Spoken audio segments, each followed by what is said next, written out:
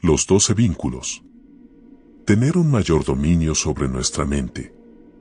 Es muy importante conocer la mente, pues puede ser una joya que concede todos los deseos. La felicidad y el bienestar que buscamos viene de la mente. Si no la trabajamos puede ser un veneno que destruye la felicidad y nos causa daño. Ese daño viene de la mente. Tanto las acciones de nuestra palabra como las acciones físicas pueden ser positivas o negativas. La mente nos impulsa a cometer estas acciones, positivas o negativas. Por eso, necesitamos conocer, controlar y cuidar de nuestra mente. Esto es para todos, budistas o no budistas. Atisa daba este consejo: cuando estés con personas presta mucha atención a lo que dices, observa tu palabra, y cuando te encuentres solo presta mucha atención a tu mente, observa tu mente. Es un buen consejo para ayudarnos a entender que tanto nuestras acciones físicas como el uso de nuestra palabra son impulsadas por la mente, y dependiendo del estado mental en el que nos encontremos va a calificar si esas acciones y palabras serán virtuosos o negativos. Debemos observarla propiamente y asegurarnos de que vaya bien encaminada. Con la meditación vamos a poder entrar a conocer y observar nuestra mente con el fin de crear una mente virtuosa enfocada en el beneficio de los demás. Esta mente ha de impregnarse en buscar el bienestar de los demás. Ahí está la raíz de la felicidad y el bienestar que estamos buscando. Por el contrario, cuando nuestra mente está dirigida en dañar o molestar a los demás, incluso aunque no lleguemos a ejecutarlo, cuando rumiamos pensamientos estamos creando en nuestra mente pensamientos dañinos que a la larga nos están haciendo daño y nos traen malestar y nos perjudican. Por tanto, debemos observarla propiamente y asegurarnos de que vaya bien encaminada. La mente como joya que satisface los deseos. Seamos o no creyentes, nuestra mente puede ser una joya o un veneno.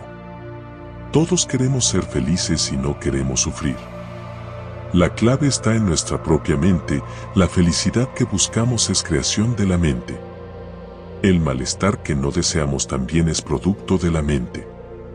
Cuando logramos tener el control de nuestra mente analizando y reflexionando qué es lo correcto y qué es lo incorrecto, nos ayudará a encontrarnos mejor. Cuando logremos ver por nosotros mismos aquellas actitudes, pensamientos y conductas que nos dañan o por el contrario las que nos van a ayudar, ahí es cuando tendremos claro qué es lo que no queremos que vaya madurando en nuestra mente y qué es lo que sí.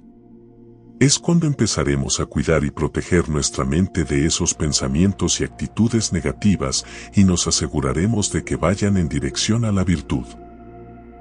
¿Qué significa controlar nuestra mente? Necesitamos utilizar nuestra propia mente y ver por nosotros mismos qué es lo correcto y lo que nos va a ayudar y qué es lo incorrecto o lo que nos va a perjudicar. Debemos plantearnos que todo lo que vivimos, tanto bueno como malo, es consecuencia de causas y condiciones. Debemos preguntarnos por qué hay personas que les va bien y viven una vida armoniosa y feliz. Necesitamos el análisis para entender qué han hecho para que tengan esa armonía y felicidad para que nos anime a hacerlo también. Cuando logramos entender las acciones y conductas, así como las causas que han podido crear para que se encuentren bien y tengan esa armonía, nos anima también a hacer lo mismo. Por el contrario, cuando vemos las dificultades y discusiones y las causas que provocan ese malestar, hay que investigar qué causas llevan a ese malestar para evitarlas o detenerlas. De esta forma empezaremos a encauzar y tomar el control sobre nuestra mente. Específicamente sería ir metiéndonos en el mundo de las emociones aflictivas y empezaremos a pacificarlas y disminuirlas. Lo primero es identificar qué acciones nos ayudan a estar mejor y qué acciones nos perjudican para evitar unas y cultivar otras. De esta forma ya estamos poniendo nuestra energía y actuando directamente para crear ese bienestar que deseamos. Dar prioridad a la felicidad que va a venir después de esta vida. Pensando de esta forma vamos a ir encauzando nuestra conducta y daremos una mayor relevancia a nuestra vida. Esto es parte de darle el control a nuestra mente. Todas las religiones y creencias nos hablan de que vamos a un lugar después de esta vida. Necesitamos enfocar nuestra mente. Como humanos tenemos la oportunidad de planificar lo que va a venir después de esta vida y hacer todo lo posible para que lo que venga sea favorable. Está en tus manos. Sería una gran pena no utilizar el precioso renacimiento humano para lo que viene después de esta vida. Es como si vas a un lugar de vacaciones y en las tiendas venden joyas a muy buen precio y teniendo los medios para adquirirlo, te vuelves a casa sin haber comprado nada, sería como una gran pérdida. Tenemos una oportunidad maravillosa con un perfecto renacimiento humano. Si no lo vemos y no lo utilizamos es como volver de aquel lugar con las manos vacías. Aprovecha esta preciosa vida humana. No se trata de aprovecharte materialmente de otros, pues a fin de cuentas dejaremos esta vida sin nada material, lo que sí nos llevaremos son las acciones que hayamos hecho. Aunque el cuerpo se queda en esta vida, la mente continúa. Necesitamos planificar las vidas futuras, es como un joven que planifica su jubilación para que esté más tranquilo. Ahora que tenemos la oportunidad y todo nos es favorable, tenemos que ir pensando que sea mejor lo que venga después de mi muerte y con mejores condiciones e ir ahorrando y creando virtud para ir a un lugar mejor, para tener un buen renacimiento. Este es el primer cambio de mentalidad. No pienses tanto en la felicidad de las cosas de esta vida y empieza a planificar y preparar lo que va a venir después de esta vida. Este es el primer cambio de actitud a adoptar. El objetivo del primer cambio de actitud y de planificar lo que va a venir después de esta vida es ir a un buen renacimiento cuando esta vida se acabe. Enfocando mi mente en lo que va a venir después de esta vida, actúo de una manera ética, hago oraciones para poder tener un buen renacimiento como humano. Pero he de crear las causas para renacer de nuevo como un ser humano, necesitamos que vaya acompañado de acciones virtuosas. Por eso la importancia de mantener una ética pura y enfocarlo a un buen renacimiento humano, y eso ya nos encamina a conseguirlo. Pero si además quiero un renacimiento humano con buenos recursos materiales, belleza y cosas favorables, he de crear las causas para lograrlo. El segundo cambio de actitud a cultivar es el de ver los defectos del continuo renacer y así poder salir de él. Para lograrlo necesitamos desarrollar el conocimiento de las 2 verdades y de las 4 nobles verdades. Tenemos que ver los inconvenientes del samsara y ver que en esencia es verdad de sufrimiento. También tenemos que entender lo que origina que estemos encadenados al samsara y que estemos experimentando ese sufrimiento. Tenemos que cortar y salir de ahí. Una manera de explicarlo es a través de los 12 vínculos. Entender cómo estamos encadenados y desencantarnos del samsara nos hace ver cómo estamos atados dando vueltas continuamente dentro de él. Esto nos traerá beneficios inimaginables y nos ayudará a generar esa mente de renuncia que desea auténticamente salir definitivamente del samsara, esa cadena que nos está atando. La explicación de los 12 vínculos se puede hacer de manera descendente o ascendente. Los 12 vínculos de originación dependiente. Ignorancia. Karma compuesto, karma o formaciones kármicas. Conciencia. Nombre y forma. Fuentes. Contacto. Sensación. Apego. Aferramiento. Devenir. Nacer. Envejecer y morir. Ignorancia como principio, origen. Cuando hablamos de ignorancia, se refiere a un sentido que abarca muchas cosas. Los seres aryas, aunque tienen ignorancia, no es la ignorancia de los 12 vínculos, por eso, a esta ignorancia de los 12 vínculos no la podemos llamar solo ignorancia en su sentido vasto, por eso necesitamos llamarla la ignorancia primera o la ignorancia de origen. Hablamos del primer vínculo de donde van a salir el resto de todos los vínculos para indicar que estamos hablando de una ignorancia en particular, que en el caso de los seres aryas ya no la tienen, aunque tengan otro tipo de ignorancia. Tanto las acciones correctas, que van a traer bienestar, como las acciones incorrectas, que van a traer sufrimiento, ambas provienen de un mismo origen, están movidas por una misma mentalidad, porque lo que nos motiva a actuar bien o mal es esta ignorancia.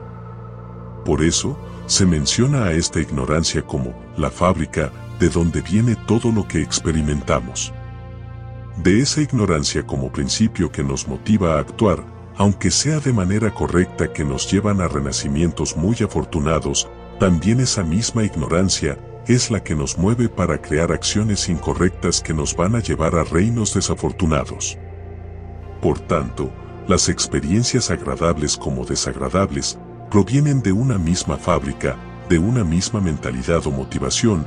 Es esa ignorancia como principio y como origen que fabrica tanto lo bueno como lo malo.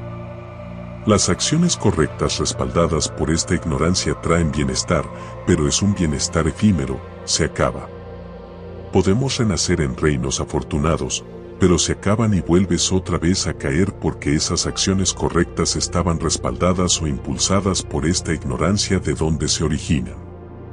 Esta ignorancia primera que lo origina es como una ceguera, como si nuestra mente movida por esa ignorancia que fabrica estas acciones fuera el rey o la reina que controla, pero está ciega y no sabe hacia dónde ir, a veces va por buen camino y otras no, en lo que sigamos ciegos seguimos moviéndonos en ese mismo círculo, a veces vamos bien y otras vamos mal. Este es el tipo de ignorancia de origen al que nos estamos refiriendo. Karma compuesto. No podemos llamarlo solo karma porque también abarca mucho, significa acción. Cuando hablamos de los 12 vínculos hablamos del karma compuesto. Las huellas de las acciones compuestas o el karma compuesto se depositan en la conciencia. Esta ignorancia primera es la que cree en la existencia de un yo. Esa percepción del yo es lo que está originando el crear el karma compuesto, acciones que van a traer sufrimiento. Pero también desde esa ignorancia que percibe yo, con el conocimiento de cuáles son las acciones correctas y cuáles son incorrectas que traen sufrimiento, tratas de actuar de manera correcta, pero sigue en nuestra mente esa concepción de un yo que no quiere sufrir ni experimentar situaciones desagradables y hace que te esfuerces en cultivar la ética y aplicarte a practicar la generosidad para crear causas de abundancia, de riqueza y bienestar, pero todavía respaldado por esa concepción de un yo. Esa ignorancia primera, esas acciones tanto correctas como incorrectas es lo que llamamos karma compuesto. Por esa concepción del yo y querer tener una sensación placentera cometemos negatividades, por ejemplo, infidelidad, o si tienes mucho deseo hacia algo se puede cometer la acción de robar o por apego se puede llegar a matar. Esa concepción nos lleva a crear acciones incorrectas. Conciencia. Algo nos impulsa a crear una acción correcta o incorrecta, karma compuesto, que está respaldada por una ignorancia que es el origen. Al siguiente instante de haber creado esa acción vamos a experimentar posteriormente sus consecuencias. Una vez realizada deja una huella que se va a depositar en la conciencia. Es como si fuera un sello en una carta que según la acción será de diferente color. En este caso sería como dejar un sello en la conciencia. Todas las escuelas filosóficas desde Svatántrika hacia abajo afirman que la huella de esa acción creada se queda grabada en la conciencia de los 12 vínculos. Sin embargo, en exposición de la escuela prasángika no lo ve así, porque exponen que dejar las huellas solo en la conciencia después de haber hecho una acción traerá unas consecuencias determinadas, pero antes de que experimentemos sus consecuencias la conciencia está continuamente cambiando. Por lo tanto, afirman que esos sellos no se pueden quedar en algo que está continuamente cambiando. Se explica de la siguiente manera: tiene que haber un lugar donde se deja esa huella o sello en la conciencia de los 12 vínculos, pero en ese mismo momento se traspasan al mero nombre, que es algo más estable. El mero nombre es persona y ahí es donde se quedan esas huellas. Es como nuestro almacén. La exposición prasángika acepta el vínculo de la conciencia y que ahí se quedan las huellas, pero no se quedan todo el tiempo porque tienen que traspasarse al mero nombre, que para ellos serían como nuestro almacén de huellas de acciones dejadas que luego irán saliendo. Nombre y forma. Se refiere al momento en que el óvulo es fecundado por el esperma y se produce la concepción, en ese momento entra la conciencia y es lo que se llama nombre y forma. Hablamos de forma para distinguirlo de los reinos sin forma. Cuando el ser empieza a formarse y se forman las fuentes de los sentidos, sería el quinto vínculo fuentes. Fuentes. Aquí ya se empieza a formar ese embrión y se empiezan a formar los 5 sentidos. Hablamos en el sentido de una concepción de un vientre materno refiriéndonos a un nacimiento humano. Contacto. Cuando ya se establece un contacto con la piel de ese ser y se pueden experimentar sensaciones agradables, desagradables y neutras. Cuando la madre toma bebidas calientas o frías, el bebé experimenta sensaciones, también está padeciendo sufrimiento, no necesariamente todo es agradable cuando está en el vientre materno. O cuando se nos mete algo en el ojo y sentimos una sensación desagradable, también siente el feto algo que le molesta. Es como si se metiera una flecha en el ojo para decir que hay sensación, pero no solo agradable. Es el vínculo de la sensación. Apego.